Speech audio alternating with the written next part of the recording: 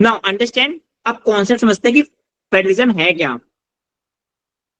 Okay, अब इसका origin समझते हैं। इसका जो ओरिजिन था, कहां से ये कॉन्सेप्ट आया, वो क्या था समझो। एक्चुअली में क्या होता है समझो, federalism came for the purpose of, actually में आप ये समझो, जो कॉन्स्टिट्यूशनलिज्म है, constitutionalism, constitutionalism says that is limited government, limited government, इसको बोलते हैं सीमित सरकार।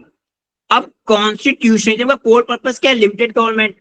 What it means, division of power, division of power. आप किसी गवर्नमेंट को, you can limit the power of government by dividing it's power. Got it? Now understand, at the same time what it first purpose was division of power, second was to maintain the diversity, to maintain the diversity. What it means, suppose there are suppose in India there are lots of diversity, same case with the like country like USA and the Canada, where there is a lots of diversity. You need to have what, unity with, unity with plurality, unity with plurality। Okay, मतलब आपको unity तो maintain करनी है, but plurality को, आपको diversity को भी maintain करना है। ये कॉन्सेप्ट यहां से आता है। ओके, एक सेकेंड। ओके, नाउ अंडरस्टैंड, अब क्या होता है 17 और 18 सेंचुरी में, आपका 17 18 सेंचुरी में क्या होता है, रेनेसांस आता है, रेनेसांस आता है। अब यहां पे क्या होता है, मॉडर्न कॉन्स्टिट्यूशंस आते हैं। समझते जाना, बहुत इंपॉर्टेंट है, क्योंकि यहीं से फ्लो बनेगा आपका। मॉडर्न कॉन्स्टिट्यूशन आते हैं, ठीक है, जहां पे सबसे पहला जो कॉन्स्टिट्यूशन आता है वो आता है यूएसए। अब यूएसए को समझते हैं। यहां पे क्या होता है, यूएसए भी ब्रिटिश कॉलोनी में था, वहां पे भी ब्रिटिश थे, ब्रिटिश कॉलोनी था। ब्रिटिश कॉलोनी का मतलब क्या होता है, व्हाट, सेंट्रलाइजेशन ऑफ पावर, केंद्रीकरण था, centralisation of power. Now centralization of power was there in USA. What it led to, centralization of power led to exploitation of colonies, exploitation of colonies।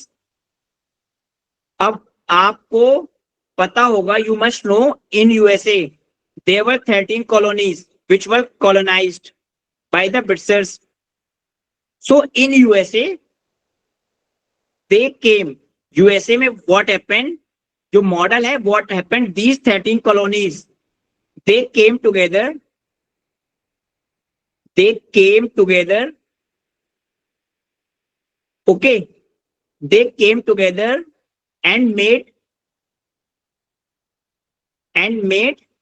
what, they came together and made United States of America का constitution, United state of America. Now understand, मैं समझाता हूं क्या है United state of USA का concept, यहां से ही आता है। एक्चुअली में क्या होता है समझो आप लोग, यूएसए 1776 में इंडिपेंडेंस मिलती है उसको। Okay, independence. Now after that जो कॉन्स्टिट्यूशन आता है यूएसए का, वो 1787 में आता है। यहां पे जो कॉन्स्टिट्यूशन आता है, अब जो 13 कॉलोनीज थी वो क्या करती हैं, एक साथ आती हैं। क्यों आती हैं, इसका लॉजिक समझ लो। एक सेकेंड, एक मिनट, एक मिनट, एक मिनट, एक मिनट, सॉरी। तो दीज 13 कॉलोनीज जो थे, जो आपकी 13 कॉलोनी थे, वो टुगेदर आती है। अब लॉजिक समझना, क्योंकि सेंट्रलाइजेशन ऑफ पावर में क्या हो रहा था, सेंट्रलाइजेशन ऑफ पावर में क्या हो रहा था, एक्सप्लॉइटेशन।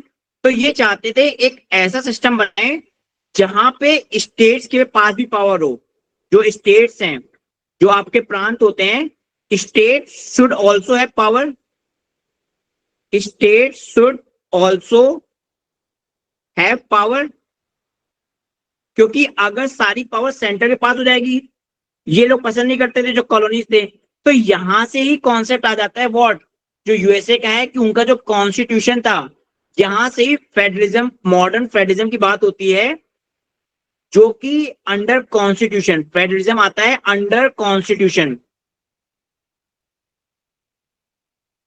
क्यों आ रहा है? क्योंकि जो कॉलोनीज थी यूएसए में, वो सेंट्रलाइजेशन को अपोज करती हैं। सेंट्रलाइजेशन से क्या होता है? एक्सप्लॉयटेशन होता है, लोगों की बात डायरेक्ट पहुंचती नहीं है, और कंसंट्रेशन पावर हमेशा कहीं ना कहीं करप्ट कर देती है, जो कि ब्रिटिश कॉलोनीज में हो रहा था एक्सप्लॉयटेशन।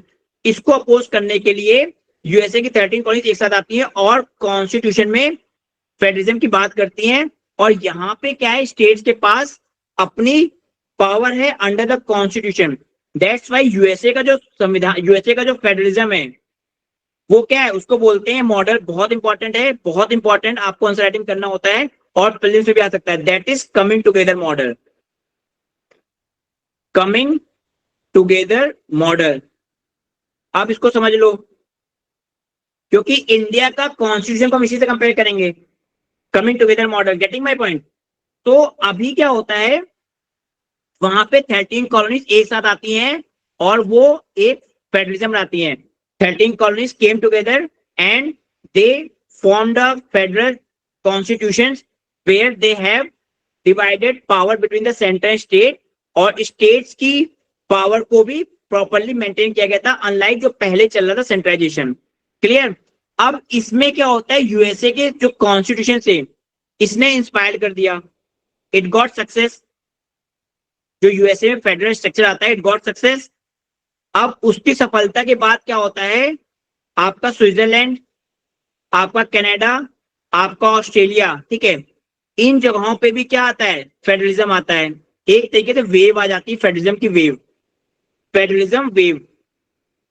क्योंकि यूएसए सक्सेसफुल होता है, तो ऐसा एज्यूम किया जहां पे भी डाइवर्सिटी है, ओके, वहां पे फेडरलिज्म, फेडरलिज्म एक बेस्ट फॉर्म ऑफ गवर्नमेंट है। जो संघवाद है वो एक अच्छा तरीका है सरकार को चलाने का, ऐसा यूनाइटेड स्टेट की सक्सेस के बाद हुआ। क्लियर?